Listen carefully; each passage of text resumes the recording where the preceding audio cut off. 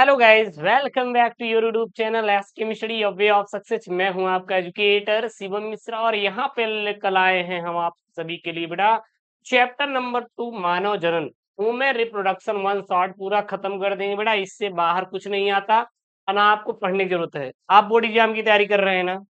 Board exam तैयारी कर रहे हैं ना? मोर देन सफिशियंट है। बिल्कुल भी परेशान मत होना। ना इससे ज्यादा आप पढ़िएगा, पहली बात बिल्कुल भी मत पढ़िएगा। नीट एग्जाम की तो तैयारी नहीं कर रहे हैं ना? नीट के लिए देखिए नहीं है, नीट के लिए थोड़ा सा ज्यादा पढ़ना पड़ेगा। बट बोर्ड बोर्ड एग्जाम के लिए मोर देन सफिशियंट है। बस इतना ही पढ़िएगा बेटा जितना हम आपको बता रहे हैं। इससे बाहर कुछ भी नहीं आता। इसमें गिन चुन के 4-5 टॉपिक हैं, उसी से आपका पूरा पूरा आता है और मैं सारे टॉपिक आपको मैं पढ़ा दूंगा। ये आपसे मैं वादा करता हूँ। यदि आपने चैनल को नहीं किया सब्सक्राइब तो बेटा चैनल को सब्सक्राइब कर लीजिए। इसका पूरा आपको प्लेलिस्ट मिल जाएगा, जाके वहां से आप पूरा पूरा अपना सिलेबस कंप्लीट कर लीजिएगा। और हम आपको पीवाईक्यूज पेपर करवा रहे हैं लास्ट 3 ईयर का। तो जाइए महाभारत बैच ज्वाइन कर लीजिए। वहां पे उसका पीडीएफ मिल जाएगा, वीडियो तो मिल रहा है, पीडीएफ प्लस वीडियो दोनों मिल जाएगा ऐप पर। और इसका जो पीडीएफ है Telegram channel SKM study join कर लीजिए और ऐप डाउनलोड कर लीजिए। वहां पर इसका पूरा पूरा पीडीएफ आपको फ्री में उपलब्ध करा दिया जाएगा, link in the description box. तो ये वन शॉट होने वाला है। सबसे पहले आपसे एक रिक्वेस्ट है बेटा कि आप लोग मन लगाकर पढ़िएगा, मन लगाकर पढ़िएगा ना। देखिएगा जब बोर्ड एग्जाम आता है ना, तब आप लोग परेशान हो जाते हैं, सर कैसे करना है, कैसे क्या करना है। आप किसी से ज्ञान लेते हैं, कहते हैं कि भैया पढ़ा दो, तो फिर वो आपकी मदद नहीं करता। अब वही वाला हाल है ना कि जब हम मुसीबत में थे, साथ देने के बजाय कुछ लोग ज्ञान देते हैं। अबे ज्ञान नहीं दिया जाता, ज्ञान नहीं दिया जाता। अगर कोई डूब रहा है तो उसको थोड़ी थोड़ी ना तैरना सिखाएंगे, बचाया जाता है बे।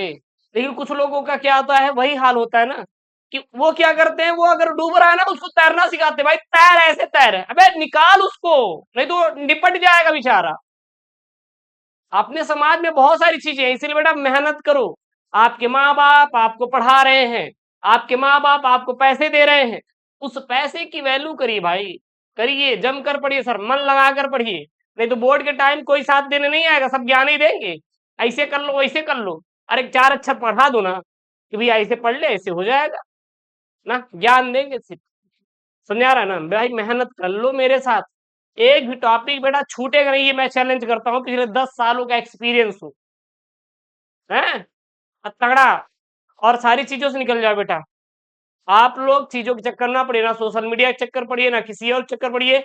कसमन लगाकर बेटा पढ़ाई करो जितना हो सके। सम खाली सर मेहनत करना है। समझा रहा है ना सर? चलेगा। यहाँ पे हम लोग श्री गणसाय करते हैं चैप्टर नंबर 2 का मानव जनन का। देखिएगा यहाँ पे गिन चुन के 4-5 टॉपिक हैं, उन्हीं को बस पढ़ना है, हो गया। ठीक, बाकी मैंने hand written notes Mahabharat batch के अंदर दिया है सारा चीज, तो link in the description box, जाइए ऐप डाउनलोड करके महाभारत बैच मात्र मात्र जो है बेटा वो है 399 रुपए का ज्वाइन कर लीजिएगा। आप चाहे जिस बोर्ड से हैं वहां पर अगर आप कर लेते हैं तो ये समझ लीजिए कि आपका यूपी बोर्ड भी हो जाएगा, एमपी बोर्ड भी हो जाएगा, राजस्थान बोर्ड भी हो जाएगा, किसी भी बोर्ड से हैं तो महाभारत बैच जाके शांति से ज्वाइन कर लेना। बस हिंदी इंग्लिश यूपी बोर्ड का है, बाकी सब कुछ same to same NCERT board का है। ठीक, तो यहाँ पे सबसे पहला बेटा इंपॉर्टेंट है आपके पुरुष जनन तंत्र, मेल रिप्रोडक्टिव सिस्टम। देखिएगा मेल रिप्रोडक्टिव सिस्टम में ज्यादा कुछ है नहीं, एक फिगर ड्रा कर देना है। एक आपको क्या ड्रा कर देना बेटा, फिगर ड्रा कर देना, जो कि आपके सामने दिया गया है और आपको इसके बारे में लिख देना है। सर याद नहीं होता बेटा, 3 बार पढ़ो। एक बार मैं समझा रहा हूं, 3 बार इस नोट्स को पढ़ो, उसके बाद बार बार पढ़ो, आपको याद हो जाएगा। आप लोग एक बार पढ़ के सोचते हो गुरु जी नहीं पड़ जाएगा ना, बार बार रिवीजन करना पड़ेगा बेटा, उसके बाद ये आपको तैयार होगा। तो पुरुष जनतंत्र सर होता क्या है?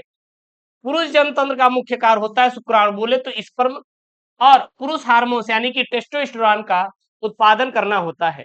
और यह निम्नलिखित अंगों से मिलकर बना होता है, जैसे कि हमारे प्राथमिक जनन अंग होता है और द्वितीयक जनन अंग होता है।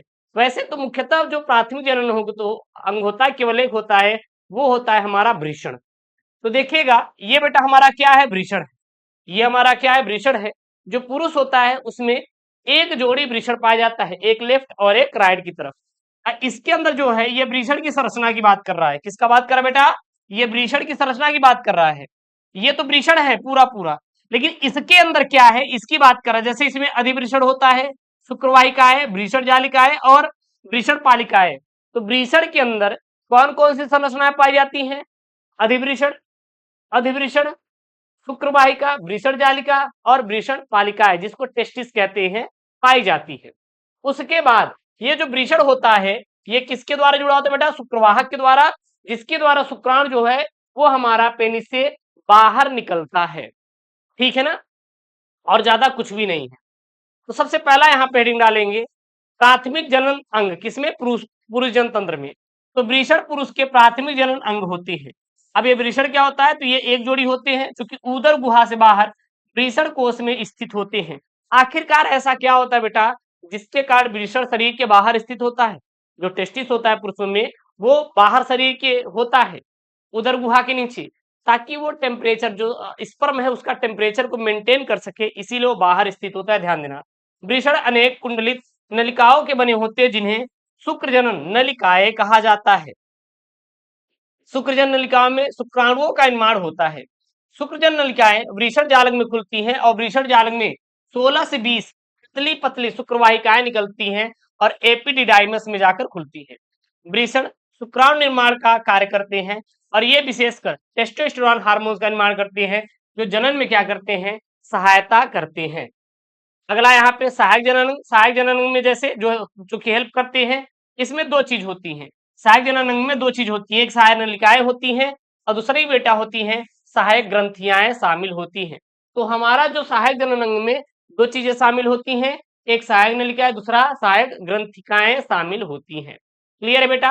चलिएगा, सहायक नलिकाएं सर क्या होती है? तो ये निम्नलिखित प्रकार की होती हैं। पहला होता है बेटा एपिडिडाइमिस। ये एपिडिडाइमिस क्या होती है? यह लगभग 6 मीटर लंबी पतली और अत्यधिक कुंडलित नलिकाएं होती हैं जो वृषण के अग्र, पृष्ठ और भीतरी भाग में को ढके रहती हैं।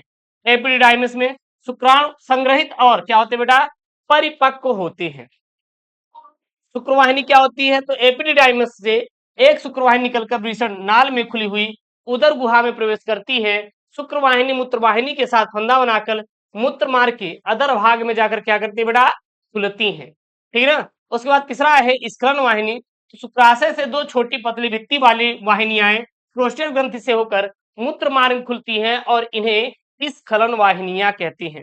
चौथा बेटा क्या होता है? पेनिस होता है। तो यह एक मैथुन अंग होता है और यह मूत्रमार्ग से मूत्र और वीर दोनों हेतु साझा एक मार्ग प्रदान करता है जो कि शिशुनाग मतलब शिशु नहीं बोल सकते पर खुलता है। उसके बाद बेटा सहायक ग्रंथिकाएं कौन कौन सी होती हैं? तो इसमें जो सहायक ग्रंथिकाएं होती है यह श्रवण जनन की प्रक्रिया को सहायता करती है यानी हेल्प करती हैं। जैसे शुक्राशय होता है तो यह एक जोड़ी थैलीनुमा रचना होती है। इसकी भित्ति क्या होती है? ग्रंथिल टाइप की होती है। ठीक है ना। इसमें चिपचिपा द्रव स्रावित होता है जो वीर का क्या करता है? मुख्य भाग बनाता है और यह शुक्राणुओं को पोषण एवं संरक्षण प्रदान करता है। प्रोस्टेट ग्रंथि क्या होती है? तो यह ग्रंथि मूत्र मार्ग के अधर भाग के चारों ओर स्थित होती है और कई पिंडों से बनी होती है। इस ग्रंथि में हल्का अम्लीय तरल स्रावित होता है। शुक्राशय व प्रोस्टेट के स्राव मिलकर सेमिनल प्लाज्मा कहलाते हैं। यह शुक्राणुओं के साथ मिलकर वीर का निर्माण करती है। काउपर्स बेटा ग्रंथि क्या होती है? तो इन्हें बल्बो यूरेथ्रल ग्रंथि कहते हैं। काउपर्स ग्रंथियों को ही क्या कहा जाता है बेटा? एक बात याद रखना, बल्बो यूरेथ्रल ग्रंथ भी कहते हैं। ठीक है ना। काउपर्स ग्रंथियां मैथुन से पहले एक क्षारी एवं चिकने द्रव का क्या करती हैं? श्रावण करती हैं और यह मूत्र मार्ग की अम्लीयता को समाप्त करता है और योनि मार्ग में पहुंचकर मैथुन को क्या करता है? सुगम बनाता है। कुछ महत्वपूर्ण क्या है बेटा? हार्मोन्स भी है, जैसे टेस्टोस्टेरोन हार्मोन्स। सबसे महत्वपूर्ण हार्मोन्स में जैसे बेटा क्या है? Testosterone hormones. ये टेस्टोस्टेरोन हार्मोन्स क्या होता है जरा देखिएगा। यह पुरुष लक्षणों, यौन लक्षणों जैसे दाढ़ी, गहरी आवाज, मांसपेशियों का विकास के लिए क्या होता है बेटा? जिम्मेदार होता है। जैसे कि हमारा ल्यूटेनाइजिंग हार्मोन्स होता है और फॉलिकल सिमुलेटिंग हार्मोन्स, ये वृषण को शुक्राणु और टेस्टोस्टेरोन को उत्तेजित करने में क्या करते हैं? मदद करते हैं। ठीक है ना। तो अगर जिसके अंदर ये हार्मोन्स ना रहेगा तो बेटा वो किसी काम का नहीं रहेगा। किसी काम का मतलब कि वो अपनी वंशागति को बढ़ा नहीं सकता। दूसरा सबसे इंपॉर्टेंट बेटा टॉपिक है मादा जनन तंत्र। क्या बेटा? Female reproductive system. सबसे इंपॉर्टेंट वाला सेकंड टॉपिक नोट करिए बेटा, सबसे इंपॉर्टेंट वाला सेकंड सेकंड टॉपिक नोट करिए बेटा, क्या हमारा है, वो है मादा जनन तंत्र, फीमेल रिप्रोडक्टिव सिस्टम। इसलिए फीमेल रिप्रोडक्टिव सिस्टम होता क्या है, किसे कहते हैं female reproductive system. Female reproductive system में क्या होता है, जो मादा जनन अंग जितने भी आते हैं, जितने भी तंत्र हमारे मिलकर बनाते हैं, वही उसी को क्या कहते हैं हम लोग, फीमेल रिप्रोडक्टिव सिस्टम। और ये रहा आपका फीमेल रिप्रोडक्टिव सिस्टम। इसमें मेनली और मेनली क्या है, मतलब मुख्यतः जो होता है इसमें हमारा क्या होता है बेटा, यहाँ पे वो होता है अंडाशय। क्या होता है, अंडाशय। तो अंडाशय में किसका निर्माण होता है, अंडाणु का निर्माण होता है, जो कि हमारा फैलोपियन नलिका में आके बैठा रहता है और शुक्राणु का वेट करता है। जैसे ही स्पर्म इस अंडाणु के पास पहुंचता है, वैसे ही निषेचन की क्रिया संपन्न होती है और फिर उसके बाद एक भ्रूण का क्या होता है बेटा, निर्माण होता है। क्लियर है, तो ये फिगर आप ड्रा कर सकते हैं। तो इसमें डालेंगे हेडिंग प्राथमिक जनन अंग। तो अंडाशय स्त्री के प्राथमिक जनन अंग माने जाते हैं या कहे जाते हैं या फिर होता है, यानी कि प्राइमरी प्राइमरी ऑर्गेन्स माना जाता है। ऑर्गेन्स मतलब क्या होता है बेटा, अंग होता है। क्या होता है, अंग होता है। सर अंडाशय क्या होता है, तो एक जोड़ी अंडाशय उदर गुहा में स्थित होते हैं और अंडाशय वृक्क के समीप मीसोवेरियम द्वारा उदर गुहा से जुड़े रहते हैं। अंडाशय लिगामेंट द्वारा गर्भाशय से ये जुड़े रहते हैं। अंडाशय क्या होता है, ठोस होता है, यानी कि ये सॉलिड होता है। ऐसा नहीं कि सर ये द्रवीय अवस्था में होता है, लिक्विड। अच्छा मैं आपसे पूछूं ये कि सर तरल और फ्लूइड में अंतर क्या है, आप बता सकते हैं, कोई स्टूडेंट कमेंट बॉक्स मेंशन कर सकता है।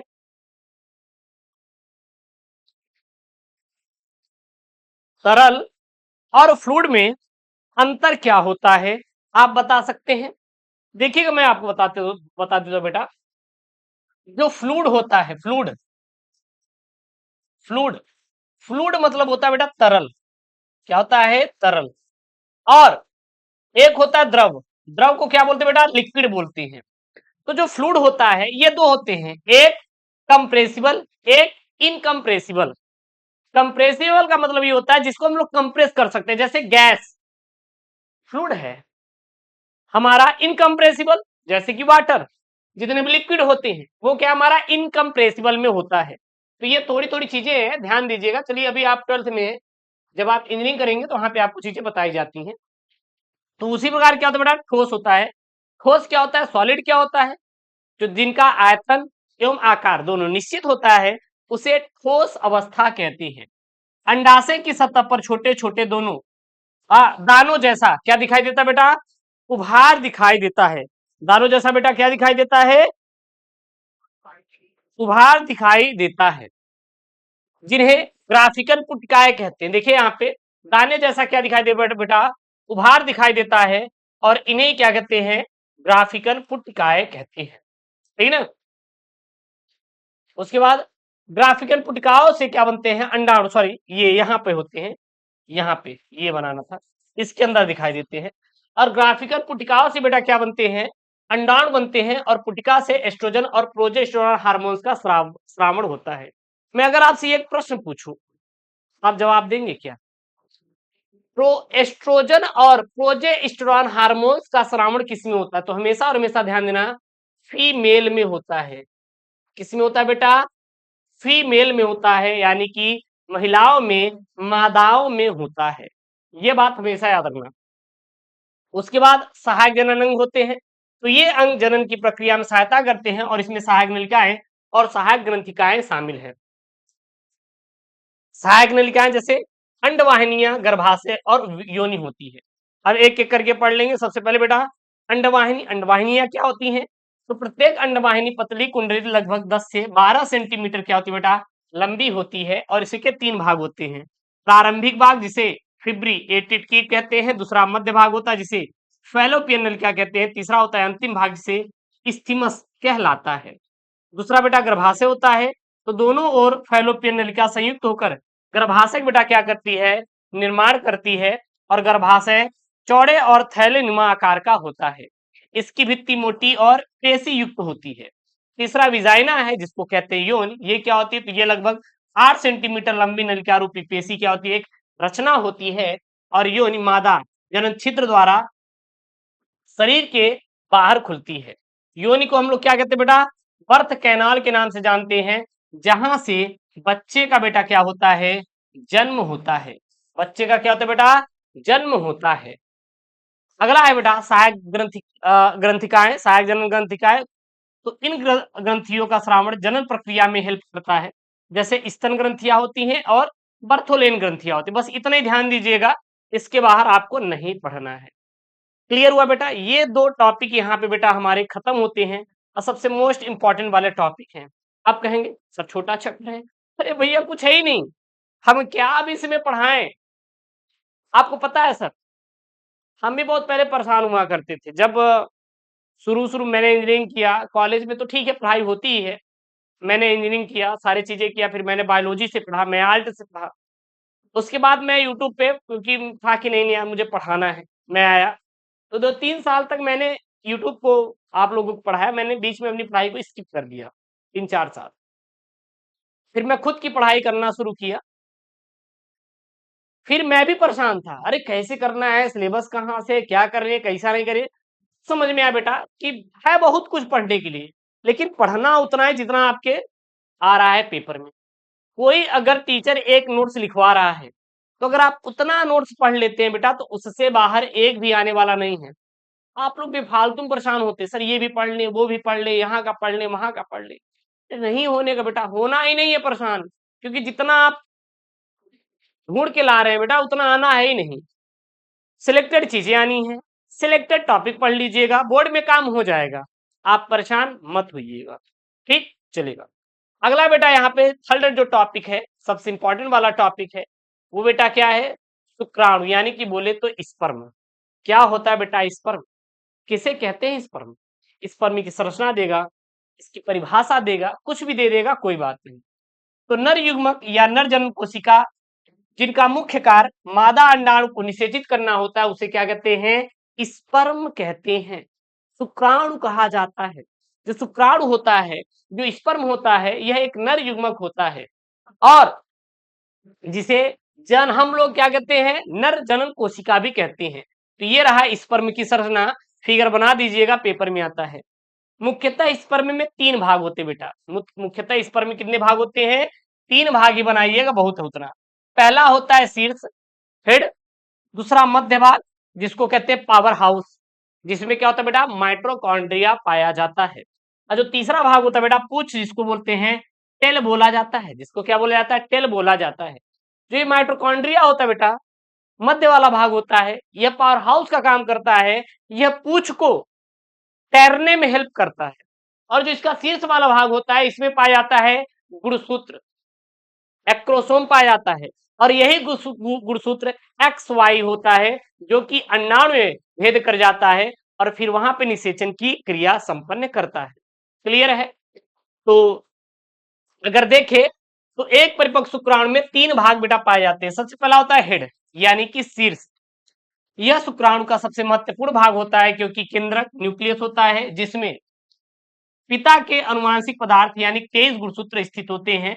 23 जोड़े गुणसूत्र यहाँ पे रहेगा तो ज्यादा बेटर रहेगा। 23, हाँ 23 गुणसूत्र रहेंगे, जोड़े नहीं रहेंगे, क्योंकि 23 पिता का 23 माता का, तो 46 गुणसूत्र हो जाएगा। शीर्ष के अग्र भाग पर एक टोपी जैसी संरचना होती है, जिसे अग्रपिंडक यानी कि एक्रोसोम कहा जाता है। यही है बेटा एक्रोसोम, ये जो दिखाई दे रहा है ना, इसको एक्रोसोम बोला जाता है। अग्रपिंडक में एंजाइम होते हैं जो अंडाणु का बाहरी परत को भेदने और निषेचन की प्रक्रिया करने में, सुगम बनाने में मदद करते हैं। कभी आपसे कोई बोल दे निषेचन क्या होता है, फर्टिलाइजेशन से आप क्या समझते हैं, तो आप क्या बताएंगे? तो जो शुक्राणु होता है बेटा, जब ये अंडाणु से मिलता है, तब इसको क्या कहते हैं? फर्टिलाइजेशन बोला जाता है। क्या बोला जाता है? फर्टिलाइजेशन। बोले तो बेटा निषेचन बोला जाता है। क्या बोला जाता है? निषेचन। बोले तो फर्टिलाइजेशन बोला जाता है, ध्यान देना। तीसरा बेटा क्या होता है? मिड पीस बोलते हैं, जिसको मध्य भाग बोला जाता है। ये क्या होता है? तो यह शीर्ष और पूंछ के बीच का एक छोटा सा खंड माना जाता है। कौन सा? मध्य भाग। और इसमें पाया जाता है बेटा क्या? हमारा पावर हाउस, माइटोकॉन्ड्रिया। माइटोकॉन्ड्रिया, इसमें माइटोकॉन्ड्रिया प्रचुर मात्रा में होता है, और माइटोकॉन्ड्रिया शुक्राणु की पूंछ की गति के लिए आवश्यक ऊर्जा यानी कि एटीपी उत्पन्न करते हैं, जिससे शुक्राणु मादा जनतंत्र में क्या करता है बेटा? तैर सकता है। क्लियर है? तीसरा बेटा क्या होता है? पूंछ, जिसको टेल बोलते हैं। हाँ, ये क्या होता है? यह एक लंबी चाबुक जैसी संरचना होती है, जो शुक्राणु को आगे बढ़ने में क्या करती है, मदद करती है, बोले तो हेल्प करती है। पूंछ की लयबद्ध तरंग जैसी गति शुक्राणु को मादा जन्म पथ में अंडाणु की ओर क्या करती है, धकेलने का काम करती है। तो ये आप बना लीजिएगा, बहुत ही इंपॉर्टेंट टॉपिक है। ठीक, तो ये हो गया। अब जब शुक्राणु पढ़ लिए बेटा, तो अंडाणु भी तो आएगा। अगर आपसे बेटा कोई बोले, अगर आपसे कोई बोले सर निषेचन,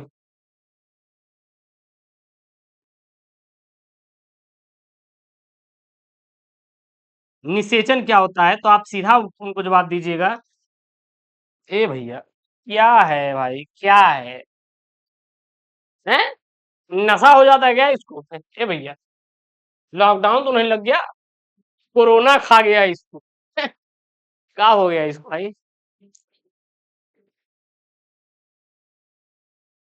चलो देखिएगा, अगर मैं आपसे बोलूं कि सर निषेचन क्या होता है, निषेचन अगर कोई बोले तो बेटा सीधा बोलिएगा अंडाणु प्लस शुक्राणु, प्लस शुक्राणु। जब ये आपस में मिलते हैं तो बेटा वहां पे निषेचन की क्रिया क्या होती है, संपन्न होती है। क्लियर है? क्लियर है? आगे देखेंगे बेटा अंडाणु, अंडाणु की संरचना आएगा ना, बस यही बना देना, बहुत ज्यादा मत परेशान होना। बेटा मादा अंडाणु जिसको हम लोग ओवम बोलते हैं या फिर एग बोला जाता है, वैसे तो महिलाओं में हमेशा और हमेशा क्या बोला जाता है बेटा, ओवम बोला जाता है। ये सब अंडाणु कितने होते हैं, एक बात ध्यान दीजिएगा हमेशा, जो पुरुष होते हैं ना, अलग लेवल का बंदा था वो लोग, हालांकि क्योंकि जो पुरुष होता है वो जीवन भर पिता बन सकता है। ससुरा अगर वो 90 साल का भी हो जाएगा ना, उसके बाद वो बाप बन सकता है। अब ये नहीं कि लड़का पड़ा अर्ध विकसित हो जाए, अलग की बात है, क्योंकि आपको पता है कि एक समय के बाद खेती क्या हो जाती है, वो बेकार होने लगती है। उसी प्रकार एक उम्र होता है जब स्पर्म उतना विकसित नहीं हो पाता, क्योंकि उसकी भी एक एज होती है, ए भैया है कि नहीं। अब वो उस एज के बाद अगर आप चीजें करेंगे तो इतनी विकास होता नहीं, तो जिसकी वजह से मान लीजिए बच्चा पैदा कर लेगा, लेकिन बच्चे के अंदर विकास हो गया मंद बुद्धि का होगा, या फिर वो आधा गांव में कहते हैं झक्की टाइप हो जाए, तो अलग की बात है। नहीं तो रहेगा तो चलो ठीक है, बच्चा तो पैदा कर लेगा। लेकिन जो महिलाएं होती हैं इनका एक उम्र होता है, जब तक इनमें पीरियड आता है तभी तक ये बच्चे पैदा कर सकती हैं, नहीं तो ये माँ नहीं बन सकती। और इनकी एक एज होती है, इनकी उम्र क्या होती है, 35 से 40 साल, 40 साल मोर देन, 40 से 45 साल इनफ। उसके बाद ये कभी माँ नहीं बन सकती, ये बात ध्यान देना। क्यों? क्योंकि जो ओवम होता है, अंडाणु होता है महिलाओं में, वो सीमित संख्या में होता है, लेकिन पुरुषों में शुक्राणु पूछो मत, पूछो मत, ये जिंदगी भर रहेगा, ए भैया जिंदगी भर रहेगा, समझा ना। तो ये बात ध्यान देना। तो जो मादा होती हैं उनमें अंडाणु का कार्य क्या होता है, तो जो अंडाणु होता है वो निषेचन क्रिया में पार्टिसिपेट करके एक नए भ्रूण को निर्माण करना होता है। क्या अकेला एक अंडाणु भ्रूण बना सकता है? कभी नहीं, जब तक स्पर्म ना मिलेगा तब तक ये नहीं बना सकता है। होता क्या है, तो मादा शरीर की मुख्य जनन कोशिका यानी मादा युग्मक फीमेल गैमेट है, इसका निर्माण अंडाशय के अंदर अंड जनन प्रक्रिया के द्वारा होता है। तो जब अंड जनन प्रक्रिया होता है किसके अंदर, अंडाशय के अंदर, तो वहां से अंडाणु का क्या होता है बेटा, निर्माण होता है। यह मानव शरीर की सबसे बड़ी कोशिकाओं में से एक है। सबसे बड़ी कोशिका क्या होती है, अगर आपसे बोला जाए कि मानव शरीर की सबसे बड़ी कोशिका, तो बेटा अंडाणु होती है, जो अचल होती है, ये चलती नहीं। शुक्राणु चल होता है लेकिन ये अचल होती है, यानी यह शुक्राणु की तरह तैर नहीं सकती। निषेचन फर्टिलाइजेशन के समय जब पुरुष का शुक्राणु इससे मिलता है तब युग्मनज का निर्माण करता है। युग्मनज कब बनेगा, जायगोट कब बनेगा, तो जायगोट तब बनेगा जब हमारा कोई भी शुक्राणु अंडाणु के साथ मिलेगा, तो जायगोट का बेटा क्या होता है, निर्माण होता है, जिसे आगे चलकर शिशु बनता है। इसकी संरचना की बात करें तो इसमें मुख्यतः वैसे हम बेटा 3 लिए हैं, लेकिन एक होता है कोरोना रेडिएटा। जो कोरोना रेडिएटा होता है ये सबसे बाहरी परत होता है जो कि ठोस होता है, और इसी कोरोना रेडिएटा को तोड़कर कोई भी शुक्राणु अंडाणु के अंदर क्या करता है, प्रवेश करता है। पहला इसमें हमने लिया है न्यूक्लियस, यानी कि जिसको बोलते हैं केंद्रक। ये बेटा क्या है, सबसे पहला न्यूक्लियस। ये न्यूक्लियस क्या होता है जरा देख लेते हैं। अंडाणु के ठीक मध्य में एक बड़ा छोटा स्पष्ट केंद्रक पाया जाता है, चूंकि एक युग्मक होता है इसीलिए इसमें अगुणित गुणसूत्र यानी कि मानव अंडाणु के कुल 23 गुणसूत्र स्थित होती है। दूसरा होता है बेटा कोशिका द्रव्य। कोशिका द्रव्य यानी कि साइटोप्लाज्म। अंडाणु की कोशिका द्रव्य में उपलाज्म कहा जाता है, मतलब जो अंडाणु की कोशिका द्रव्य होता है उसको उपलाज्म कहा जाता है। इसमें भ्रूण के प्रारंभिक विकास के लिए पर्याप्त मात्रा में पोषक तत्व जैसे प्रोटीन और वसा मौजूद होता है। मानव अंडाणु में ईतक की मात्रा न के बराबर होती है और इसलिए इसे अपितकी कहा जाता है। तीसरा बेटा होता है अंडाणु की कलाएं या परतें, जिसको मेम्ब्रेन ऑफ ओयम बोलते हैं, मेम्ब्रेन ऑफ ओयम बोला जाता है। ठीक है, इसको कहते हैं आप, इसको मेम्ब्रेन ऑफ ओयम बोल सकते हैं, जो थर्ड वाली लेयर है। यह अंडाणु के बाहर 3 परतों से घिरा होता है जो कि इसकी सुरक्षा करता है और निषेचन में मदद करता है। पहला आता बेटा प्लाज्मा झिल्ली यानी कि प्लाज्म मेम्ब्रेन या वेटेलाइल मेम्ब्रेन। तो यह अंडाणु की सबसे आंतरिक पतली और चयनात्मक पारगम्य झिल्ली होती है, ठीक है ना, जो कि सीधे कोशिकाओं से क्या होती है बेटा, घिरी होती है। और जोना जोना पेल्यूसिडा एक नाम है। तो यह प्लाज्मा झिल्ली को ठीक बाहर स्थित एक गैर कोशिकीय होती है जो पारदर्शी परत होती है और ये ग्लाइकोप्रोटीन से बनी होती है। और जो बेटा तीसरी हमारा इसी में होती है उसको थोड़ा देख लेंगे, उसको बोलते हैं कोरोना कोरोना सॉरी कोरोना लिख सकते हैं, corona corona radiata. Corona radiata वो वाला कोरोना नहीं, वो कोरोना एक वाला है कोरोना, ठीक है ना, कोरोना रेडिएटा। बस ये रहा आपका अंडाणु और अंडाणु की संरचना। इतने याद करना है, इससे बाहर मत पढ़ना, नहीं तो हो जाएंगे परेशान। फिर बाद में मत बोलना कि गुरुजी कुछ नहीं हुआ। बेटा पढ़ने के लिए बहुत कुछ है, पढ़ने के लिए इतना है जितना आप पढ़ नहीं पाएंगे, पढ़ने के लिए इतना है जितना आप पढ़ नहीं पाएंगे। जरा खुद से सवाल पूछिए, क्या हम सर सारी चीजें याद कर पाएंगे? हमारे पास क्या इतना समय है? सर नहीं है। क्यों ना हम सर सिलेक्टेड टॉपिक पढ़ें, वही सिलेक्टेड पढ़े जो हमारे बोर्ड में आएगा। तो परेशान नहीं होना बेटा, जितना पढ़ा रहे मोर देन सफिशियंट है। इससे बाहर पेपर में ना आता ना आपको पढ़ने की जरूरत है। बाकी जो बचा रहेगा अभी तो हम इंपॉर्टेंट क्वेश्चन कराएंगे ना, लपेट लेंगे यार, उसमें क्यों परेशान होते हैं इतना, आपको होना ही नहीं बेटा, चलेगा। उसके बाद देखते बेटा मासिक धर्म चक्र, जिसको बोलते हैं मेंस्ट्रुएशन साइकिल या आवर्त चक्र बोला जाता है, या फिर हम कहते हैं लड़कियों में पीरियड। क्या है बेटा? पीरियड। पीरियड जो लड़कियों में पीरियड आता है, मेंस्ट्रुएशन साइकिल होता है, आवर्त चक्र होता है, उसे क्या कहते हैं? इसको जानने से पहले 2 चीज आप पढ़ लीजिएंगे तो सही रहेगा। एक होता है रजोदर्शन, दूसरा होता है बेटा रजनोवित्री। जब यौनारंभ प्रारंभ होता है तो लगभग 12 से 14 वर्ष की आयु में लड़कियों में यौनारंभ प्रारंभ हो जाता है। उस समय जो पहला पीरियड आता है, पहला मासिक धर्म आता है, उसे बेटा हम लोग रजो दर्शन कहा जाता है। ध्यान देना, रजो दर्शन क्या होता है? जब यौनारंभ के समय लड़कियों में 12 से 14 साल की अवस्था में पहला मासिक धर्म का आना हमारा रजो दर्शन कहलाता है। और यह लड़की के प्रजनन काल की शुरुआत का प्रतीक होता है कि अब वो कोई भी बच्चा पैदा कर सकती है और वो करने में क्या है, अब सक्षम है। ठीक है ना। और उसके बाद क्या होता है बेटा? दूसरा होता है रजनोवृत्ति। चालू हुआ तो खत्म भी तो होगा, मैंने भी बताया है आपको। देखिए यहाँ पे 45 से 50 वर्ष, वैसे 40 से 45, बट साइंस के हिसाब से 45 से 50 लेता है। लगभग 45 से 50 वर्ष की आयु में मासिक धर्म चक्र अस्थायी रूप से बंद हो जाता है, जिसे रजनोवृत्ति कहते हैं। और इसके बाद महिला गर्भधारण कभी भी नहीं कर सकती। इसके बाद वो कभी भी बेटा गर्भधारण नहीं कर सकती। तो ये बात ध्यान देना। अब जान लेते हैं मासिक धर्म चक्र क्या होता है। तो आप सीधा एक अपनी भाषा में लिख सकते हैं कि लड़कियों में प्रत्येक 28 दिन पर, प्रत्येक 28 दिन पर खराब ब्लड का बाहर आना, शरीर से बाहर आना पीरियड कहलाता है। ऐसा भी आप लिख सकते हैं, कोई गलत नहीं होगा, कोई गलत नहीं होगा। बट एक थोड़ा सा और ले सकते हैं, क्या लिख सकते हैं कि मादा प्राइमेट जैसे मानव, बंदर, एप्स के जनन अंग में होने वाला एक चक्रीय परिवर्तन होता है और यह चक्र औसतन 28 से 29 दिनों का होता है। और इसके अंतर्गत अंडाशय में अंडोत्सर्ग होता है। क्या होता है? अंडोत्सर्ग होता है। और गर्भाशय की आंतरिक दीवार में भ्रूण के रोपण के लिए खुद को तैयार करती है और निषेचन नहीं होता है, तो यह दीवार टूटकर रक्त का स्राव के रूप में बाहर होता है। तो वही तो है, वही तो है। आप चाहे अपनी भाषा में लिख दीजिए, चाहे किताबी भाषा में लिख दीजिए, कोई गलत नहीं होगा। मासिक धर्म के समय 4 मुख्य हार्मोन्स को नियंत्रित, मतलब जो मासिक चक्र होता है, पीरियड होता है, इसको 4 प्रकार के हार्मोन्स इसको नियंत्रित करते हैं। यही है, यहाँ से अगर एक्स्ट्रा आता है तो ऑब्जेक्टिव बन जाता है। कौन-कौन सा? पहला होता है एफएसएच, दूसरा होता है एलएच, तीसरा होता है एस्ट्रोजन, चौथा होता है बेटा प्रोजेस्टेरॉन। बस यही होता है।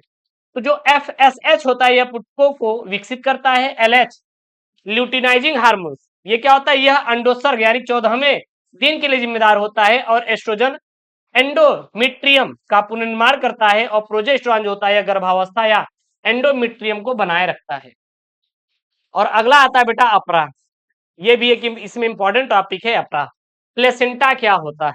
ये डायरेक्ट परिभाषा बोर्ड आपसे पूछ लेती है और आपको जवाब देना होता है। ठीक है ना? चलिए देखते हैं सब, प्लेसेंटा क्या होता है। तो अपरा यानी प्लेसेंटा एक अस्थायी अंग होता है जो गर्भाशय सॉरी जो गर्भ अवस्था यानी प्रेगनेंसी के दौरान मां और भ्रूण, भ्रूण को बोलते हैं एम्बरी, ठीक है ना, के बीच विकसित होता है। और यह गर्भनाल के माध्यम से भ्रूण से जुड़ा होता है। और गर्भावस्था के दौरान पोषण, ऑक्सीजन और गैसों का आदान प्रदान, हार्मोन्स का उत्पादन और अपशिष्ट पदार्थों के निष्कासन के लिए महत्वपूर्ण भूमिका निभाता है। किसके लिए? भ्रूण के लिए। तो भ्रूण को, बच्चे को पोषण प्रदान करने का काम कौन करता है बेटा? प्लेसेंटा करता है। बस यही आप याद कर लीजिएगा। बस कुछ भी हेल्प करना रहेगा प्लेसेंटा करेगा। जब कोई भी माँ गर्भवती हो जाती है तो उसके अंदर क्या होता है? बच्चा होता है। अब बच्चे को कोई ना कोई दूध पिलाएगा, उसका जो अपशिष्ट पदार्थ होगा उसका निष्कासन करेगा, बहुत सारी चीजें होती हैं, उसको ऑक्सीजन मिलना चाहिए। तो उस सब को ख्याल रखने का काम कौन करता है बेटा? ये हमारा प्लेसेंटा करता है। क्लियर है? और इसका जो पीडीएफ है आपको बता दे बेटा, Telegram channel SKM study Telegram पे मिल जाएगा। जो लिंक है मैंने डिस्क्रिप्शन बॉक्स के अंदर डाल दिया है, तो आप जाके वहां से डाउनलोड कर लीजिएगा। बेटा गिन के केवल आप यही 4 टॉपिक पढ़ लेंगे, आपका काम निपट जाएगा। आपका काम निपट जाएगा। सर कौन कौन सा टॉपिक है? सबसे पहले पुरुष जनन तंत्र पढ़ लेना, पुरुष जनन तंत्र, फिर बेटा मादा जनन तंत्र, ठीक है। उसके बाद यहाँ पढ़ लेना शुक्राणु, उसके बाद पढ़ लेना अंडाणु, उसके बाद पढ़ लेना आप मासिक धर्म चक्र, और फिर पढ़ लेना आप अपरा। इससे बाहर नहीं आएगा, जो आना रहता है इसी में ऐसे आ जाता है, जो आपके फिगर वाला प्रश्न होता है इसी में से आ जाता है। बाकी के चक्कर आप परेशान मत होना, ठीक है ना। आशा करते वीडियो पसंद आई होगी। सो प्लीज आप लोग वीडियो को बेटा लाइक करके चैनल को सब्सक्राइब कर लेंगे। अपने दोस्तों के साथ ये वीडियो जरूर से जरूर बेटा क्या कर देंगे आप लोग? शेयर जरूर से जरूर कर देंगे। ओके दोस्तों, थैंक यू, जय हिंद, take care, bye bye, love you all.